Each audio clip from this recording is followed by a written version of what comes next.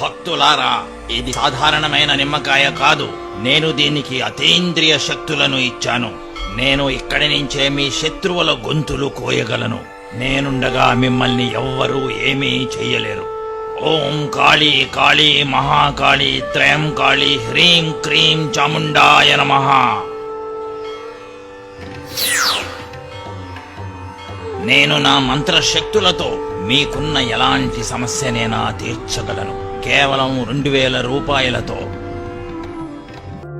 ఇవేవీ మంత్రశక్తులు కావు, ఎవరైనా ఇలా చేయవచ్చు.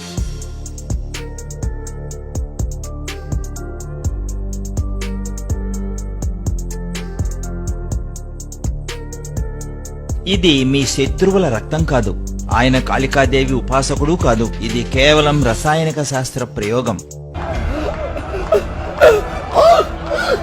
ఈయనే సతారాకు చెందిన ఎంబీబీఎస్ డాక్టర్ నరేంద్ర అచ్యుత్ దాభోల్కర్. ఈయన సమాజంలోని అంధ విశ్వాసాలను నిర్మూలించడానికి MANS అన్న సంస్థ ద్వారా తన జీవితాంతం కృషి చేశారు. ఈ సంస్థ వాలంటీర్లు ప్రతి సంవత్సరం వేలాది ప్రదర్శనలు, ఉపన్యాసాల ద్వారా విద్యా సంస్థలలోని విద్యార్థులకు, ఉపాధ్యాయులకు శాస్త్రీయ దృక్పథం గురించి వివరిస్తారు.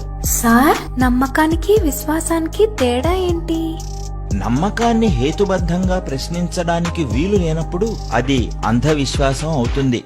ఈయన బాబాలను, సాధువులను బహిరంగంగా సవాల్ చేస్తూ పూనాలో ఒక హోర్డింగ్ పెట్టించారు. ఒక అద్భుతాన్ని ప్రదర్శించి 21 లక్షలు గెలుచుకోండి. ఎలాంటి బాబా, సాధువు, అమ్మ అయినా సరే ముందుకు వచ్చి వారి చమత్కారాన్ని ప్రదర్శించండి.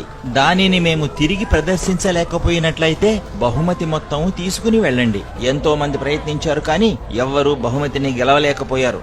ఆయన సంస్థ MANS మహారాష్ట్ర ప్రభుత్వాన్ని ఒప్పించడానికి చాలా కష్టపడింది. అంధవిశ్వాసాలకు వ్యతిరేకంగా ఒక చట్టాన్ని చేసి మాకు సహాయపడండి. కానీ బీజేపీ, శివసేన వంటి రాజకీయ పార్టీలు ఆ ప్రతిపాదనను ఒప్పుకోలేదు, హిందూ సంస్కృతికి వ్యతిరేకంగా ఉంటుందన్న భయంతో. కానీ దాభోల్కర్ అన్ని మతాల అంధవిశ్వాసాలకు వ్యతిరేకి. అస్లం బాబా తనను తాను ఒక డాక్టర్గా చెప్పుకునే ఒక దొంగ బాబా గుండె ఆపరేషన్లను ఒక మ్యాజిక్ లాగా చేసేవాడు. పేషెంట్ ఛాతీ భాగాన్ని ఒక కాగితంతో కప్పి అతడు స్పృహలో ఉండగానే ఒక సాధారణ కత్తెరతో ఛాతీ భాగాన్ని కత్తిరించి గుండెను బయటకు తీసి బాగుచేసి మళ్లీ లోపల పెట్టేసేవాడు, ఎనస్థీషియా కూడా ఇవ్వకుండానే. ఇంకా ఆశ్చర్యం ఏమిటంటే సర్జరీ జరిగిన వెంటనే రోగి లేచి నుంచునేవాడు. నాకు నయం అయిపోయింది. చుట్టూ ఉన్నవాళ్లు ఆశ్చర్యం నుంచి తేరుకునే లోపే నడుచుకుంటూ వెళ్లిపోయేవాడు. కాని అదేమీ అద్భుతం కాదు, కేవలం హస్తలాఘవం. కాగితాల కట్టల్లో దాచిన డూప్లికేట్ గుండెను అతడు ఉపయోగిస్తూ దొరికిపోయాడు. అందరూ అతన్ని చితకబాది పోలీసులకు అప్పగించారు. కొంతకాలం తరువాత తమను లైంగికంగా వేధించాడని కొందరు మహిళలు అతనిపై కేసులు పెట్టారు.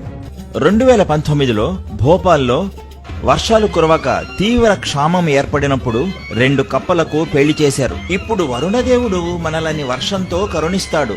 వరుణదేవుడు చాలా అధికంగా సంతోషించాడేమో. 2 నెలల తర్వాత మధ్యప్రదేశ్లో తీవ్ర వర్షాలు కురవడంతో ఈ కప్పలకు విడాకులు ఇవ్వండి దేవుడా, ఈ వానలను ఆపు చెయ్యి. దాభోల్కర్ మిషన్ లో ఒక సామాజిక ప్రయోజనం కూడా ఉంది. పెళ్లిళ్లలో అనవసరపు ఖర్చు అరికట్టడం.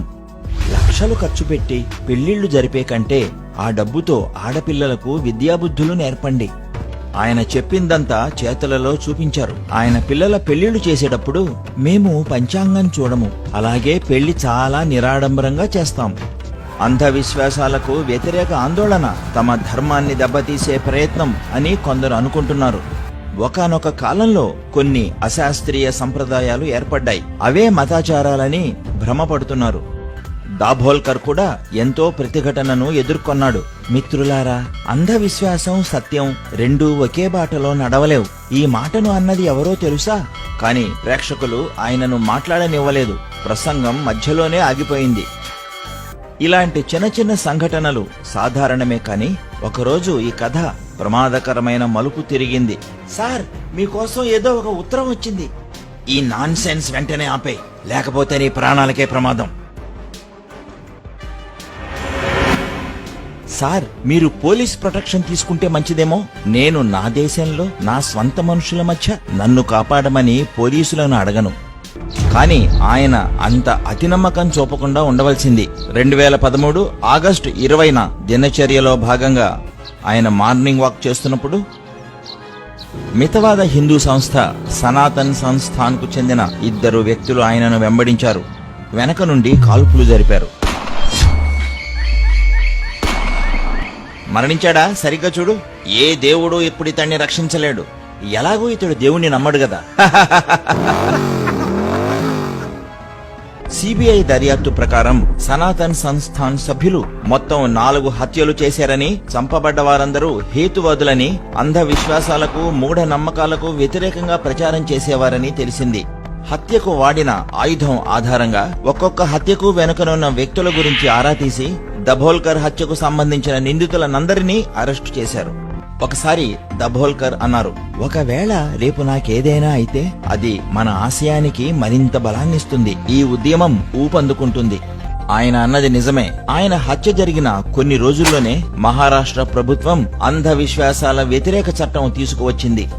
ఆయన మరణించిన తరువాత రాష్ట్ర వ్యాప్తంగా మాన్స్ శాఖల సంఖ్య కూడా 170 నుండి 325 దాకా పెరిగింది. ఫేస్బుక్ లో 90,000 మంది ఫాలోయర్స్, 3,250 మంది స్వయం సేవకులు.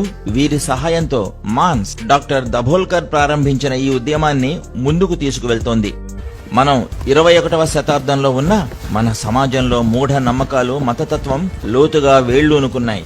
ఆయన చివరి మాటలను మనందరం బాగా గుర్తుంచుకోవాలి. నమ్మకానికి మూఢనమ్మకానికి మధ్య ఒక మసకబారిన గీత ఉంటుంది. దానిని మనందరం గుర్తించవలసిన అవసరం ఎంతైనా ఉంది. బిస్బో కవిత.